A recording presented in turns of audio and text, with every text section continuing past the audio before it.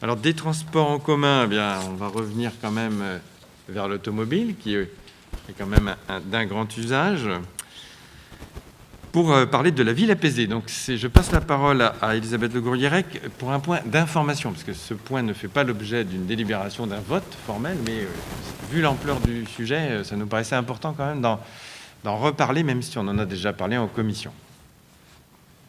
Bonjour à tous et toutes.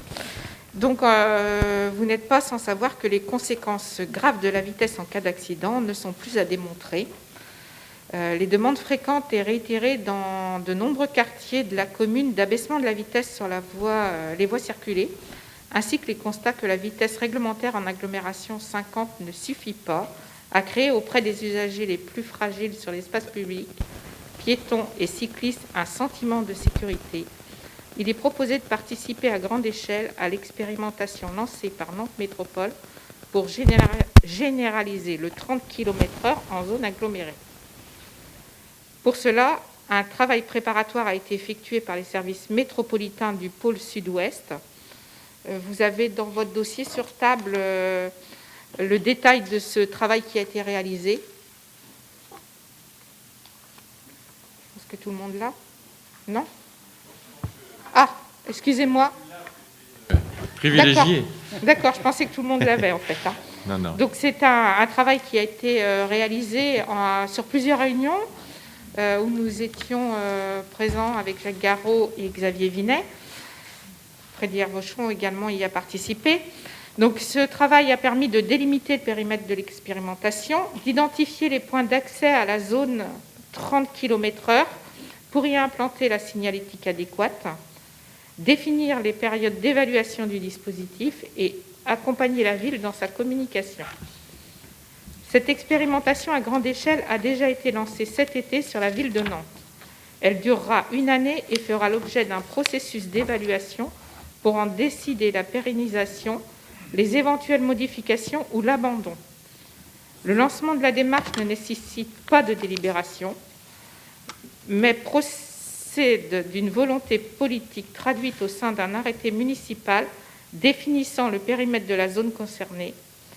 S'agissant d'une thématique qui touche les changements de comportement au quotidien, il nous semblait cependant important de présenter et d'échanger en commission et au conseil municipal sur ce dossier.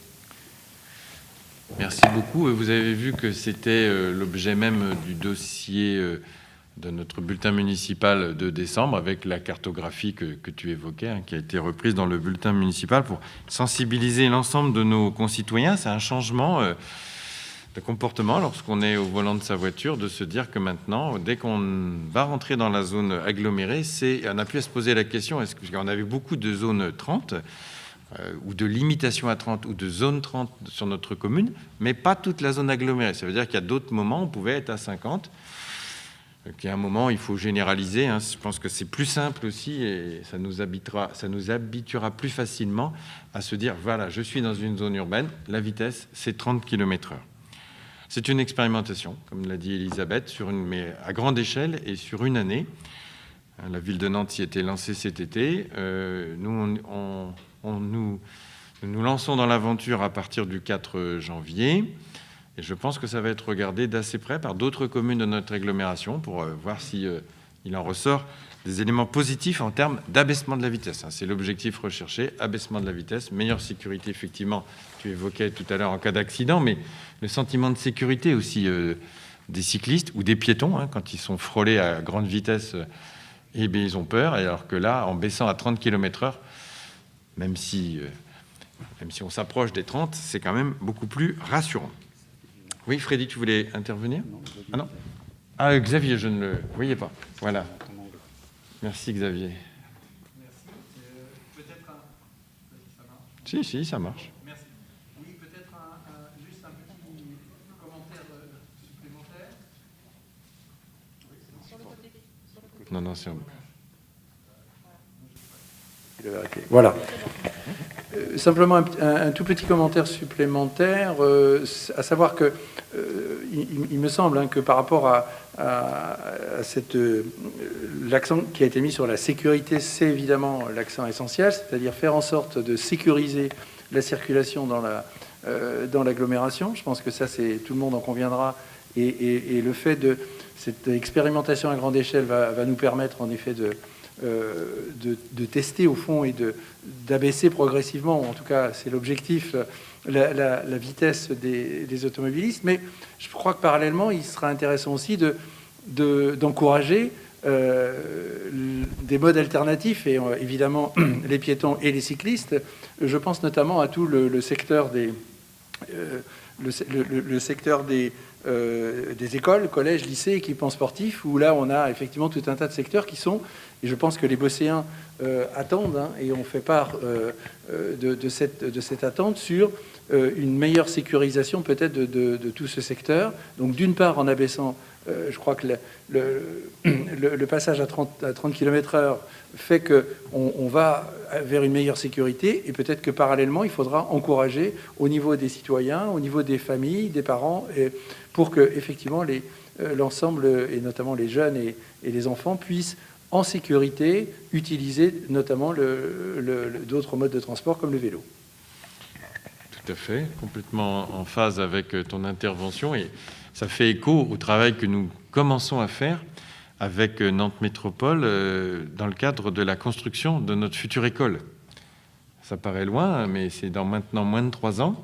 Et donc, nous avons sollicité Nantes Métropole pour pouvoir faire en sorte que dans ce quartier des Ormeaux, où il y a déjà un certain nombre d'aménagements cyclables, on puisse garantir que ces aménagements cyclables, ils arrivent tous jusqu'à la porte de l'école. Il faut qu'il y ait une continuité, il ne faut pas qu'il y ait de discontinuité.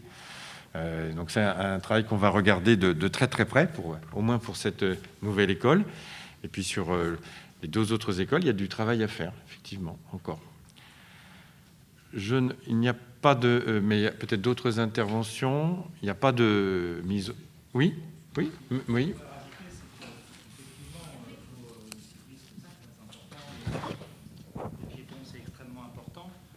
Limiter la vitesse, c'est une chose, mais je pense qu'il y a aussi d'autres choses, dont la signalétique, où je pense qu'il manque sincèrement de signalétique, et notamment aux abords des écoles, aux abords des points un petit peu sensibles, on va dire, pour nos élèves. Donc l'abaissement à 30 km/h, c'est une chose, mais pour assurer la sécurité des cyclistes et des piétons, je pense qu'on peut encore aller plus loin, beaucoup plus loin. Voilà, je suis preneur de... je suis preneur de ces éléments. Si vous avez des idées en commission, on peut tout à fait effectivement regarder ça de près, parce que effectivement, on a des idées. On n'en fait jamais assez. On avait proposé des choses. Mais effectivement, on peut en discuter. Il y a des choses qui sont très intéressantes. Il y a des choses qui sont intéressantes et qui ne sont pas forcément toujours coûteuses. Exactement, et c'est surtout très marquante. Donc ça soit très visible, très impactant pour les gens. Voilà. Toutes les idées sont bonnes à prendre pour renforcer, surtout aux abords des établissements scolaires, la sécurité. Donc, continuons ce travail ensuite en commission. Écoutez, je voulais juste quand même rajouter un élément, parce qu'il n'y a pas de mise aux voix, mais vous dire quand même que pour nous, c'était aussi important. C'était un engagement de notre programme, c'est l'engagement 72. Donc, on continue de dérouler les éléments de notre programme du mois de mars. Donc c'est un engagement général et c'est super. C'est bien, ça va encourager l'ensemble de nos concitoyens à mettre le pied sur un peu le frein.